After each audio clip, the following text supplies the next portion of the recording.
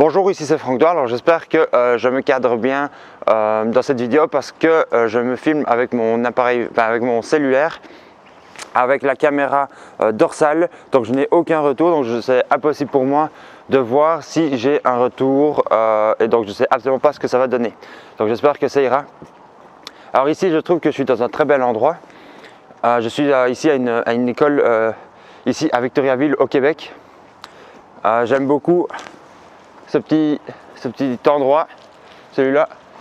C'est vraiment un beau petit cabanon pour ranger ses vélos. Je trouve que c'est très inspirant parce que c'est quelque chose qui est fait en bois. C'est une belle structure en bois, c'est un bel exemple. Et j'ai fait aussi pas mal de photos sur cette magnifique construction. Donc en fait aujourd'hui je voulais te poser une question. Est-ce que toi ça t'arrive quand tu fais tes créations, tes meubles ou quoi, de te perdre un peu dans toutes tes boîtes, de ne pas savoir où va chaque pièce? Voilà,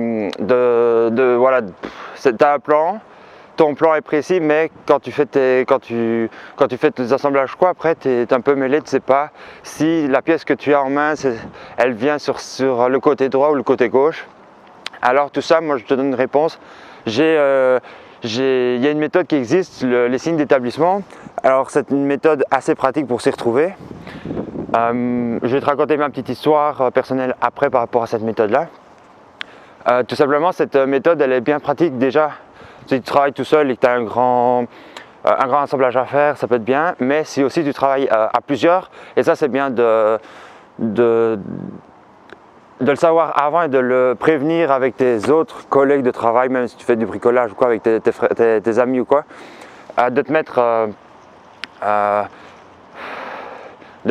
sur la bonne longueur d'onde avec tes camarades et de vous concerter, de vous dire exactement les signes lesquels vous mettez, parce qu'en réalité il existe plein de signes différents et ça dépend aussi de la région dans laquelle on se situe. Donc si tu travailles avec tes mêmes collègues au travail et que tu es natif de cette région-là ou de cette province-là, ben ça va. Mais si tu commences à te voyager un peu partout dans le pays ou d'être dans un autre continent, les traits et les dessins peuvent être tout à fait différents.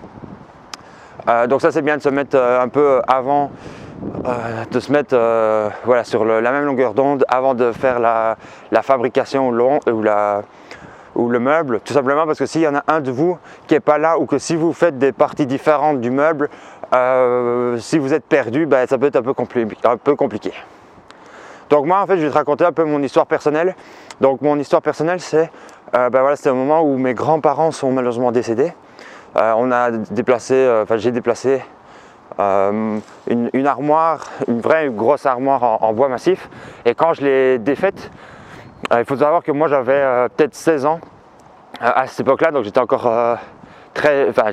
assez jeune j'avais pas encore beaucoup de connaissances dans le bricolage et de la menuiserie en général, et donc j'ai commencé à défaire le meuble sans réfléchir, et quand j'ai dû remonter le meuble après chez mes parents, j'ai bien galéré, en sachant évidemment que c'est un vieil meuble. Les bois ne rentraient plus bien dans les rainures, donc première chose. Et deuxième chose, tout simplement parce que j'avais mis aucun marquage, j'avais plein de montants, plein de traverses et je ne savais plus où allait chaque pièce. Pour la petite histoire, là maintenant, j'ai 24 ans. Je ne sais combien d'années plus tard, l'armoire, j'ai dû faire appel à un ami qui est ébéniste. On n'a pas réussi à bien remettre les bois, tout simplement parce que les planches, tout ça avait bougé, et en prime, on l'avait pas directement, quand la sortie de chez mes grands-parents, on l'avait pas directement remonté chez mes parents parce qu'on manquait de place à cette époque-là, et on l'a rangé dans un grenier sans faire attention à comment on la stocke. C'est aussi très important. Je ferai très certainement une vidéo là-dessus aussi, comment stocker son bois pour éviter qu'il ne voile. Ça peut être aussi très intéressant. Donc c'est resté aussi longtemps dans un grenier ou dans une cage, je ne sais plus exactement. Ça a évidemment voilé, comme il y avait des rainures dans les montants et qu'il y avait des panneaux, et que les panneaux c'est en bois massif, ça a très vite bougé. Et donc toujours actuellement, on a réussi à faire en sorte pour que l'armoire soit quand même montée, mais on a dû, en fait ce qui se passe c'est qu'il faut faire des travaux dessus, il faut vraiment refaire certaines pièces parce qu'elles ont été vraiment beaucoup abîmées. Que ce soit par rapport à avant, parce que mes grands-parents, c'était un meuble qu'ils avaient déjà récupéré d'avant, qu'ils avaient déjà refait. Donc voilà, c'est vraiment une armoire à refaire entre guillemets. Je vais changer de sens parce qu'il y a le vent, je ne sais pas si on l'entendra. Et donc ouais, c'est voilà, faire attention aux signes d'établissement pour bien vous répertorier, bien savoir où va chaque pièce. Voilà, c'est le message que je voulais faire passer. Et aussi, si tu es intéressé, j'ai fait une formation. Donc en réalité, je ne sais pas si tu connais Patreon. C'est une plateforme sur laquelle on peut mettre du contenu et on peut Et si tu veux, c'est un système d'abonnement. Alors j'ai fait un abonnement actuellement à 15 € ou à 10 € par mois. Alors vas-y vite, je vais très certainement monter les prix dans quelques temps. Donc je serais content de ne pas que tu n'en profites pas. Et donc dans cette formation, dans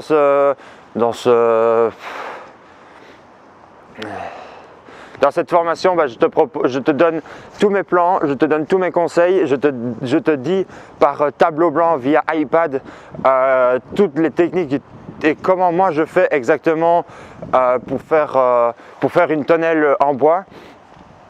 Alors maintenant tu vas me dire pourquoi, oui c'est bien gentil, mais pourquoi veux-tu que j'achète ta formation? Tout simplement parce qu'en fait moi je suis parti du constat que dans les magasins de bricolage ou autres, donc ils vendent des tonnelles, mais je trouve que c'est trop fragile, que ce soit en métal ou en bois. Ils ont en métal, ils font en sorte pour mettre le moins de métal possible.